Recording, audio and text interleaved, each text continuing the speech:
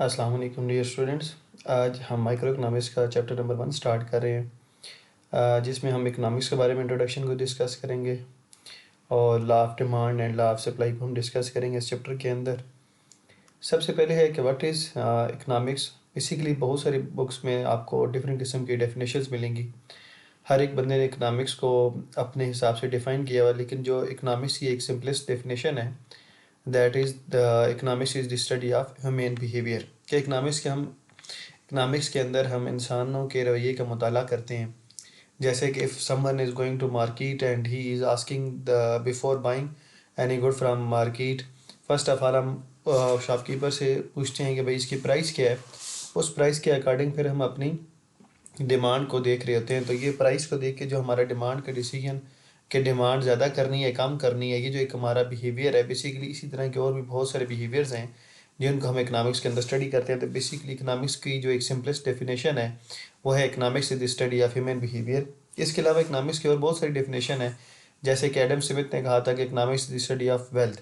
कि इकोनॉमिक्स के अंदर हम सिर्फ वेल्थ को स्टडी कर रहे होते हैं, फिर उसमें प्रोडक्शन ऑफ वेल्थ है, कंजम्पशन ऑफ वेल्थ है, ट्रांसफ़र ऑफ वेल्थ है एंड डिस्ट्रीब्यूशन ऑफ वेल्थ है।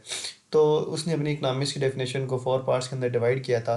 तो हर बुक के अंदर हर तरह पे आपको डिफरेंट किस्म की डेफिनेशन नज़र आएंगी, लेकिन इकोनॉमिक्स की जो बेसिकली एक सिंपल सी डेफिनेशन ये है कि economics is the study of human behaviour. अब फिर इकोनॉमिक्स की दो बड़ी मेजर ब्रांचेज हैं, एक है माइक्रो इकोनॉमिक्स और एक है macro economics. Basically micro economics, जैसे कि इसके नाम में यह है माइक्रो, के माइक्रो इकोनॉमिक्स के अंदर हम स्मॉल स्केल लेवल के ऊपर चीज़ों को स्टडी कर रहे होते हैं, और मैक्रो इकोनॉमिक्स के अंदर हम लार्ज स्केल के ऊपर चीज़ों को स्टडी कर रहे होते हैं। माइक्रो इकोनॉमिक्स का मतलब किसी एक इंडिविजुअल की इनकम, किसी एक इंडिविजुअल की कंजम्पशन, किसी एक बंदे की इनकम, किसी एक बंदे की जो खर्चे हैं उसको हम डिस्कस कर रहे हैं। तो इसका मतलब ये है कि हम माइक्रो इकोनॉमिक्स को स्टडी कर रहे हैं। और मैक्रो इकोनॉमिक्स क्या है कि जब हम पूरे कंट्री की इनकम की बात कर रहे हैं, पूरे कंट्री की कंजम्पशन की बात कर रहे हैं, पूरे कंट्री के एक्सपेंडिचर की बात कर रहे हैं, गवर्नमेंट के एक्सपेंडिचर की बात कर रहे हैं, तो इसका मतलब ये है कि हम मैक्रो लेवल पे बात कर रहे हैं। तो माइक्रो और मैक्रो में डिफरेंस क्या है कि माइक्रो एक इंडिविजुअल को रिप्रेजेंट कर रहा है, जबकि मैक्रो एज अ होल पूरी इकानमी को डिस्कस कर रहा होता है। तो ये मेजर डिफरेंस है between micro economics and macro economics. उसके बाद इस चैप्टर के अंदर जो हमारे पास दो मेजर लॉज डिस्कस किए जाते हैं, एक लॉ ऑफ सप्लाई और एक लॉ ऑफ डिमांड है। लेकिन उससे पहले हम थोड़ा सा डिफरेंस क्लियर करेंगे कि what is the difference between economic laws and other social sciences laws. लेकिन उससे पहले हमें ये पता होना चाहिए कि लॉ है क्या। बेसिकली किसी भी एक्सपेरिमेंट को जब आप नंबर ऑफ़ टाइम रिपीट करें और आपके पास हर बार सिमिलरली रिजल्ट आते चले जाएं, तो वो हम कहते हैं कि ये आपके पास लॉ बन गया। अब सोशल साइंसेज के जो लॉज हैं और जो बाकी अदर साइंसेज के लॉज हैं, फिजिक्स केमिस्ट्री में जो लॉज पढ़ाए जाते हैं और उसमें जो इकोनॉमिक्स में हम लॉज पढ़ते हैं, इनमें डिफरेंस क्या है।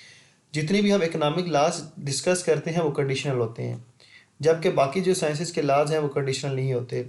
जैसे कि हम फिजिक्स के एक लॉ की बात करते हैं, उसमें हमने ग्रेविटी लॉ पढ़ा। 9th-10th फिजिक्स के अंदर जो स्टूडेंट्स हैं उन्होंने ग्रेविटी लॉ को पढ़ा।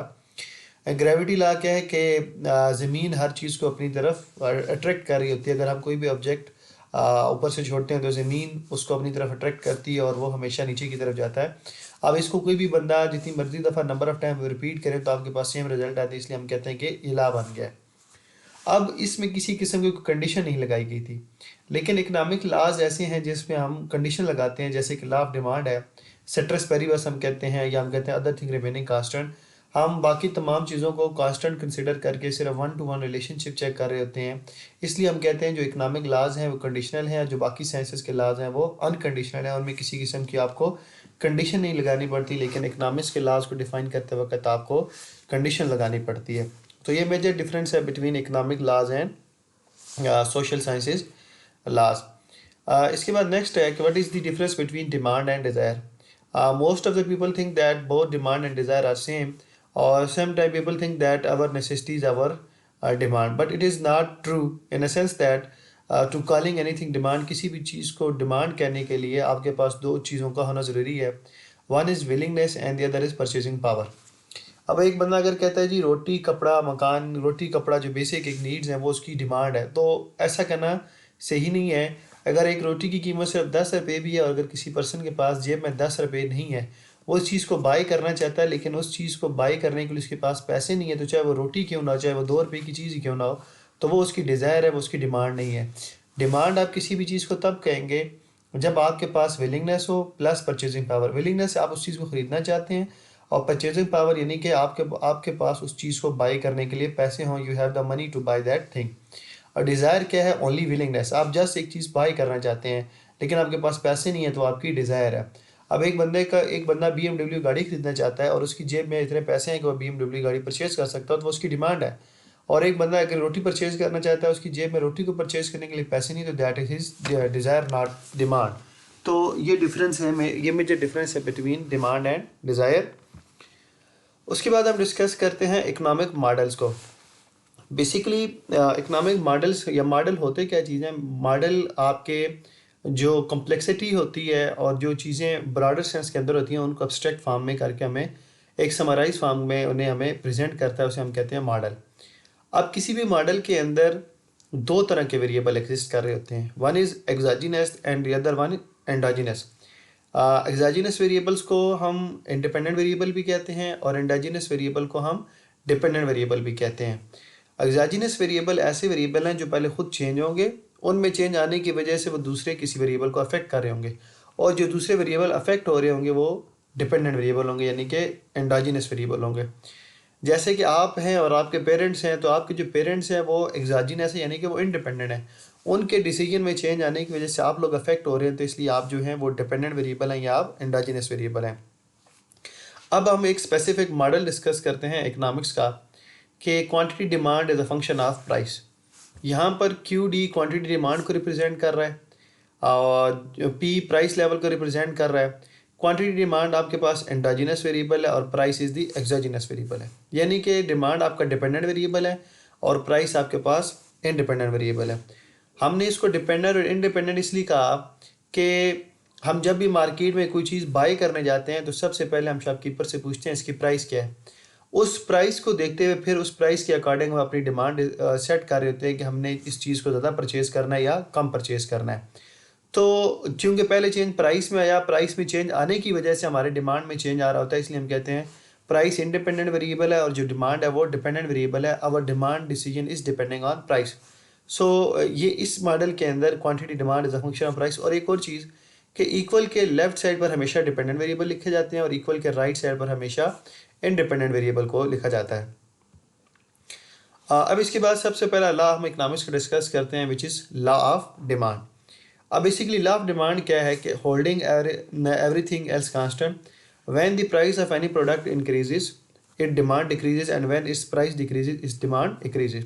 सो there is a negative relationship between demand and price. इसकी बेसिक जो एक हम इक्वेशन फॉर्म लिखते हैं, इसी चीज़ थ्योरी को जब हम इक्वेशन में लिखते हैं तो हम ऐसे लिखते हैं Q D is equal to A minus B P. यहाँ क्यू डी क्वान्टिटी डिमांड को रिप्रेजेंट कर रहा है, ए आपके पास इंटरसेप्ट है, बी आपके पास स्लोप है, and P is the price level. And the negative sign is showing that there is a negative relationship between price and quantity demand. When price goes higher demand will fall, जैसे कि हमने इसकी definition में पढ़ा। लेकिन जैसे कि हमने पहले भी डिस्कस किया है, किसी भी लॉ के अंदर जब तक आप ये नहीं कहते होल्डिंग एवरीथिंग एल्स कांस्टेंट या सेटरस पेरिबस या सम अजम्पशंस, तो उसके बगैर आपका लॉ इनकम्प्लीट रहता है। तो इस लॉ की लिए हमने ये शुरू में लिखा होल्डिंग एवरीथिंग एल्स कांस्टेंट। अगर बाकी तमाम चीज़ें कांस्टेंट रहें, उनमें चेंज ना आए, और फिर अगर किसी चीज़ की प्राइस बढ़ती है तो उसकी डिमांड कम हो जाएगी। यहाँ पर ये जो ए इंटरसेप्ट है, इसका मतलब ये है कि average value of demand when all other variables are zero. जब आपके पास प्राइस ज़ीरो हो जाएगी तो ये भी ज़ीरो हो जाएगा, तो इसका मतलब पीछे ए रह जाएगा, और ए इंटरसेप्ट है, ए आपकी उस वैल्यू को रिप्रेजेंट कर रहा होगा when all other variables are zero. और यहाँ पर ये जो बी है, इसको स्लोप भी बोलते हैं क्वांटिटी डिमांड की, और चूंकि इसके साथ नेगेटिव साइन है, इसलिए जो डिमांड का कर्व बनेगा वो नेगेटिव स्लोप बनेगा।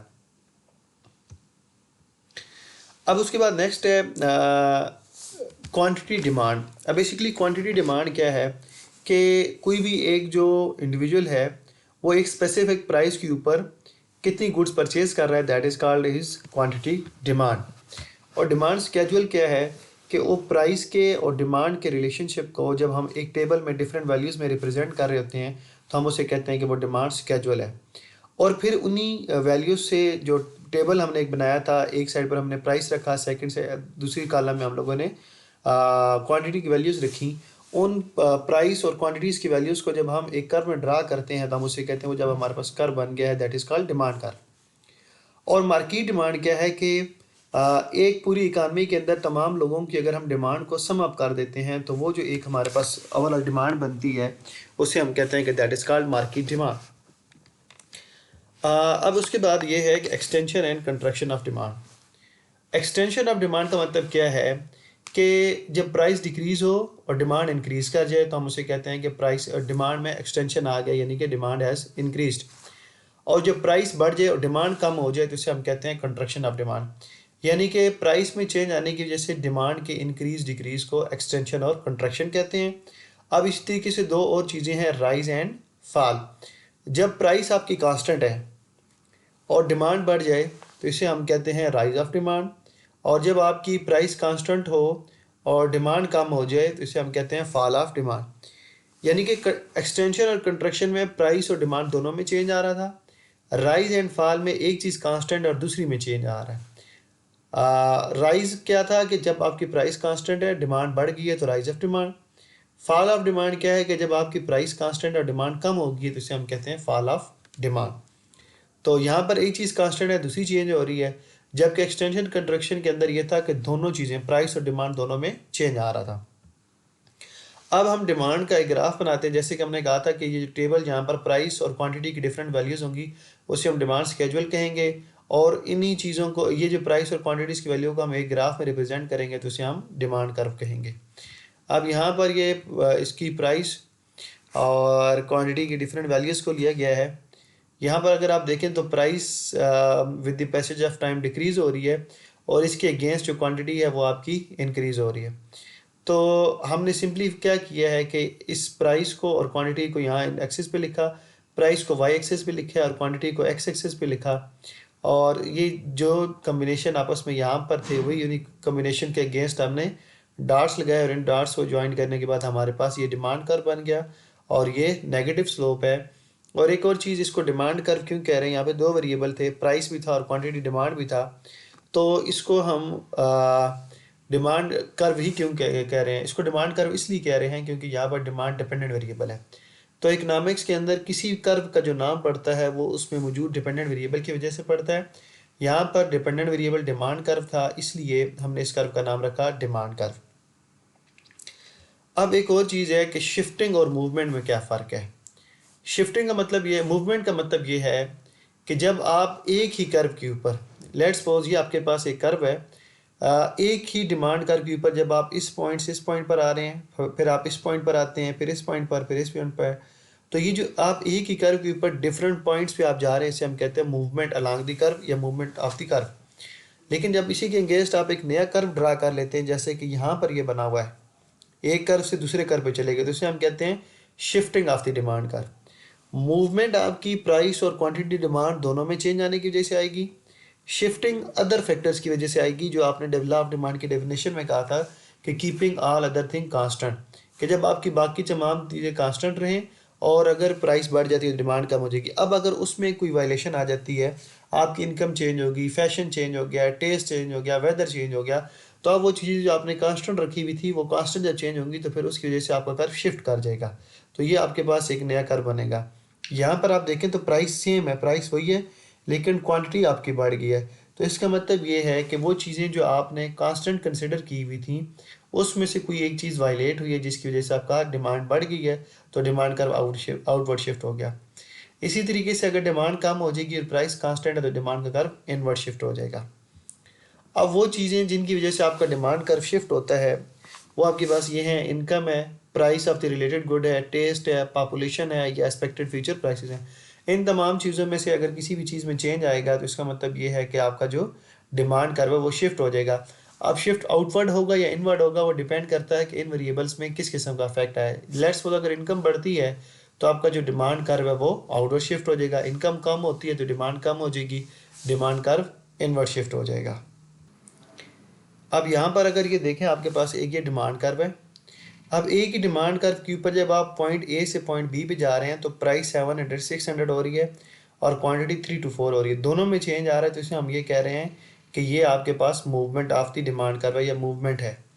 लेकिन अगर आप ए टू सी जा रहे हैं तो आपके पास प्राइस 700 है और क्वांटिटी आपकी 3 to 5 होगी, इसका मतलब एक चीज़ कांस्टेंट है और दूसरी बढ़ गई है, तो इसे हम कहते हैं that is called shifting of the demand curve. तो हमारे डिमांड वाले टॉपिक में इतना ही।